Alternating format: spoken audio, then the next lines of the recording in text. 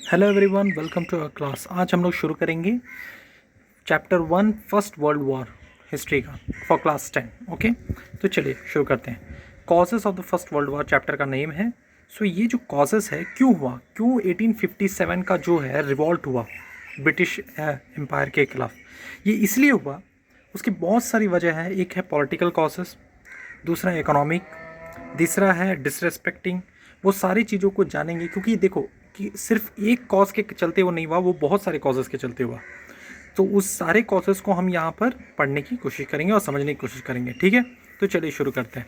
First causes में है political cause. So what was the political cause?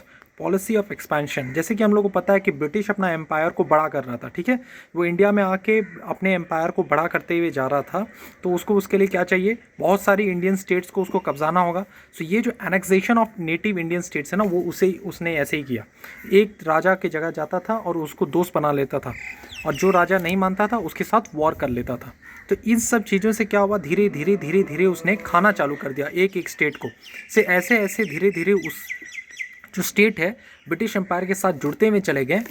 उस जैसे कि मुग़ल एम्पायर के साथ जुड़े थे बहुत से स्टेट्स। याद करो कि जब अकबर के बारे में पढ़ाया गया था तो आप लोग को बताया गया था कि अकबर क्या करता था, दोस्ती कर लेता था कोई राजा के साथ, राजपूत लोग के साथ शादी कर लिया और वहाँ से वो उसको मिल गया।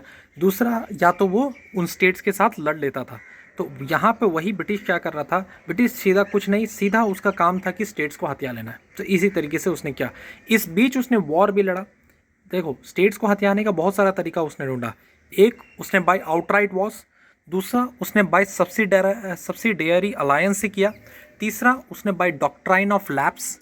और चौथा, ऑन द प्रिटेक्स्ट ऑफ एलिज्ड मिसरूल। ठीक है, तो इन सभी चीज़ को पढ़ने की कोशिश करेंगे थोड़ा डिटेल्ड में। Okay, so by outright of wars मतलब डायरेक्ट वॉर में जुड़ गया।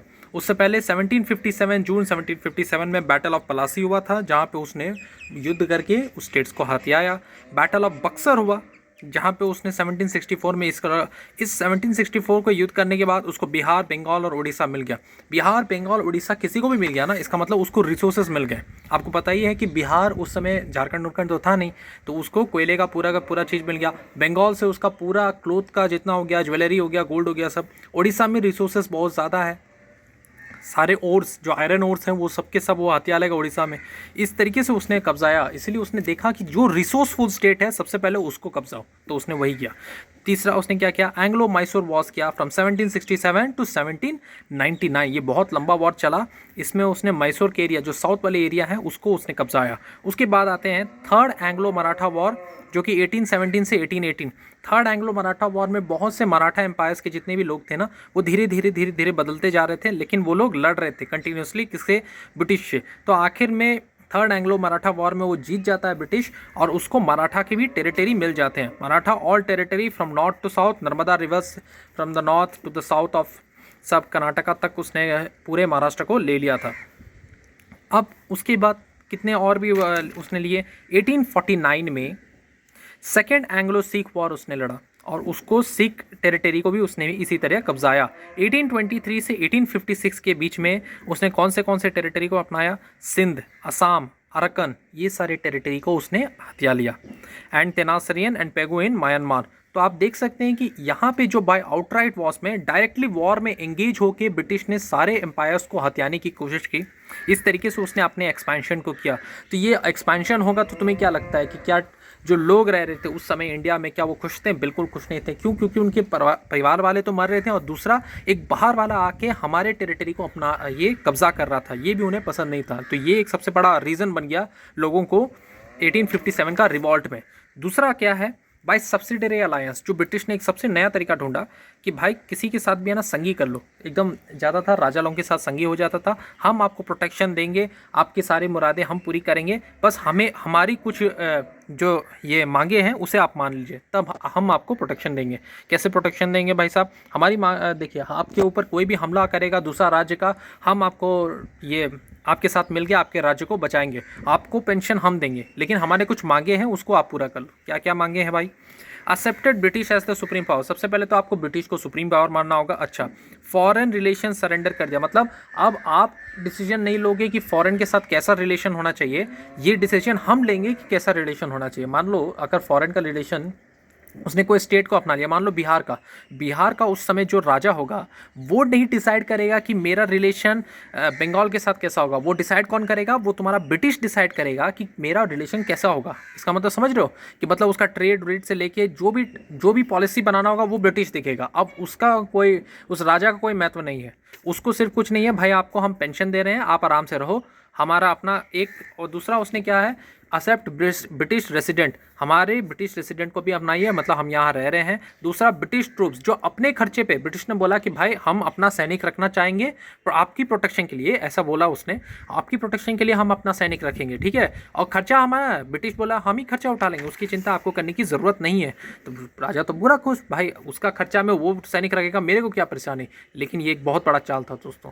उसने धीरे धीरे इसी तरीके से एम्पायर अपना बिल्डअप किया और अपना ट्रूप्स जो बोलते हैं ना, अपना जो आर्मी है ना, ऐसे ही धीरे धीरे बनाना चालू किया। अगर एक राज्य में दो आर्मी रहेगा, एक राजा का अपना और दूसरा उसका अपना, तो क्या होगा, होना ही है। इस तरीके से इसी तरह ब्रिटिश ट्रूप्स फैला। दूसरा लॉस्ट इंडिपेंडेंस, पूरी तरीके से इंडिपेंडेंस। एक स्टेट इतना कॉम्प्रोमाइज़ हो जाएगा ना तो वो स्टेट रहने लायक नहीं रहेगा। क्यों? क्योंकि बहुत ज़्यादा कॉम्प्रोमाइज हो चुका है वो स्टेट। अब उस सबसे पहला तो उसने फॉरेनर को बुला दिया। दूसरा चीज़, उसके साथ कई सारे चीज़ें ऐसी ट्रीटी पॉलिसी, ऐसी पॉलिसी साइन की उसने जो उसे साइन नहीं करनी चाहिए थी।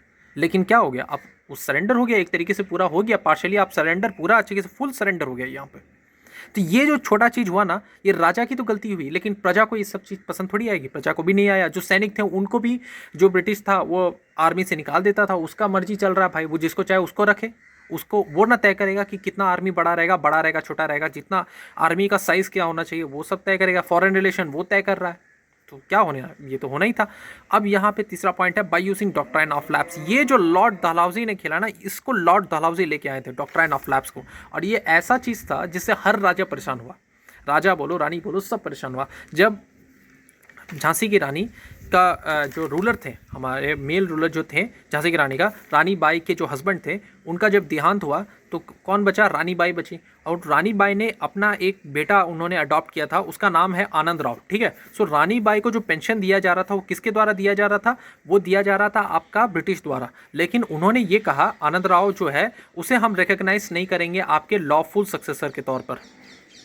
कहने का मतलब देखो ये है, डॉक्ट्राइन ऑफ लैप्स में ये होता था ना कि अगर कोई राजा का बेटा है, उसका कोई वारिस नहीं है ना, तो वो उसका जो संपत्ति है वो ब्रिटिश के हाथ में चल जाएगा, वो किसी और के हाथ में नहीं जाएगा, वो ब्रिटिश के हाथ में। वो अगर तुम ऐसे बोलोगे कि नहीं मेरा तो कोई वंशज नहीं है तो मैंने इसे अपना लिया, तो वो उसको रिकग्नाइज ही नहीं करेगा। वो बोलेगा हम आनंद राव को एज अ सक्सेसर के तौर पे हम आपको नहीं रिकग्नाइज करेंगे। मतलब अगर हम उसको सक्सेसर के तौर पे नहीं रिकग्नाइज करेंगे तो रानी बाई तक की पेंशन दे के सीमित कर देगा और बाकी तुम्हारा राज्य को हथिया लेगा। और यही काम वो कर रहा था।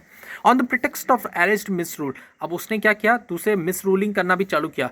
कहीं कहीं तो पहले तो उसने कॉम्प्रोमाइज़ करवाया बहुत सारे स्टेट्स को, जो कॉम्प्रोमाइज़ नहीं कर रहे थे उनके साथ लड़ा, पूरा जम के लड़ा और उनको हराया भी। दूसरे स्टेट्स के मदद से मिलकर तीसरे स्टेट को हराना। और ये जो फूट डाला ना ब्रिटिश ने, इसने समझ लिया कि अलग अलग चीज़, लोग धर्म हैं, अलग अलग लोगों के लोग हैं, इन सबको तोड़ना है। सबसे बढ़िया है रिलीजियस वे में तोड़ो, इन सब का अपने में पटरी नहीं हो रहा है, ठीक है। क्योंकि इंडिया एज वन नेशन करके उस समय कहाँ कंसिडर हो रहा था, सब कोई अपना अपना देख रहे थे। और यही चलते लोग क्या कर रहे थे, धीरे धीरे अपने स्टेट्स को गंवा रहे थे। ब्रिटिश ने यही सोच के तो अपनाना चालू किया। ऑन द प्रिटेक्स्ट ऑफ मिसरूल में लॉर्ड डलहौजी ने अवध को कब्जाया। तो अवध का आर्मी था 75,000 का जो आर्मी था, उस पूरे आर्मी को डिसोल्यूट कर दिया। डिसोल्यूट का मतलब सबको खत्म, मतलब अब कोई आर्मी नहीं है, जो है भाई ब्रिटिश है, अब वो निकल गया। बताओ अगर उतने लोग, अवध में सबसे ज़्यादा सैनिक के ही लोग रहते हैं, तो अगर अवध में जो सैनिक जितने ज़्यादा लोग थे अगर वो हट जाएंगे तो क्या होगा, वो सब तो बेरोजगार हो गए। दूसरा ब्रिटिश का एक और रूल क्या कि वहाँ जाके टैक्स बढ़ा दिया। लोगों को लगा कि ठीक करेगा। इसने पहले तो ये आया था गुड ऑफ द गवर्नड, ऐसे करके वो आया था कि भाई हम अच्छे शासक होंगे, लेकिन इसने बैड ऑफ द गवर्नड करके चला गया ये, कि इसने एक तो टैक्स बढ़ा दिया, आर्मी को सर कर दिया। दूसरा तालुकदास और जमींदास के जो भी खेत थे ना उस समय, उन सबको हथियाना ये चालू कर दिया। पहले के ज़माने में क्या था, राजा बोल देता था कि जाओ भाई आपके वो ज़मीन हो गई वो है, कोई ऐसा लिखा पढ़ी तो था नहीं। तो इसने ब्रिटिश ने फ़ायदा उठाया, बोला सबका ज़मीन हथिया लिया इस नाम पे कि ये अब ब्रिटिश टेरिटरी के अंदर है और ये जो चीज़ है ये ब्रिटिश का हो गया। इस तरीके से 75,000 जो अवध के लोग थे, बहुत से सैनिक जो अवध से ही जाते थे, उनका डिसोल्यूशन का मतलब उनको कोई खाना पीना नहीं। अगर मान लो जो आर्मी में सैनिक कर रहा है जो है, उसको खाना पीना कौन देगा? वो जो सैनिक को रखा है वही देगा। अगर वो आर्मी को बोल देगा कि भाई कल से काम पे आने की ज़रूरत नहीं है, तो उसका कहाँ खाना पीना क्या होगा? सोच के देखो, उसकी बहुत हालत ख़राब हो जाएगी। जो खेती ज़मींदार के जो लोग हैं वो सब खेती में आ जाएंगे, और खेती वालों को भी छोड़ नहीं रहा था उसने, तो उसके ज़मींदार ताल्लुकदार इन सब का भी ज़मीन हथिया के रखा था। तो ये छोटी छोटी चीज़ें ना बहुत डिस्टर्बेंस क्रिएट कर रहा था लोगों में, और लोग सोचा कि कुछ तो करना पड़ेगा, सबको गुस्सा आ रहा था, यही छोटी छोटी बातें हो रही थी, और सोचा कि नहीं भाई इसका कुछ करना पड़ेगा। और सारा गुस्सा कब फूटा? 1857 में फूटा। और ये 1857 में हुआ क्या? एक वॉर हुआ, किसके खिलाफ? ब्रिटिश के खिलाफ। तो हम ये अभी देखो कॉजेस में अभी तक पॉलिटिकल कॉजेस पढ़े हैं, अगले वीडियो में हम लोग आएंगे किस तरीके से डिसरेस्पेक्ट शोन किया गया था बहादुर शाह का। Okay, till then thank you very much. If you like the video please do like and subscribe. Thank you very much.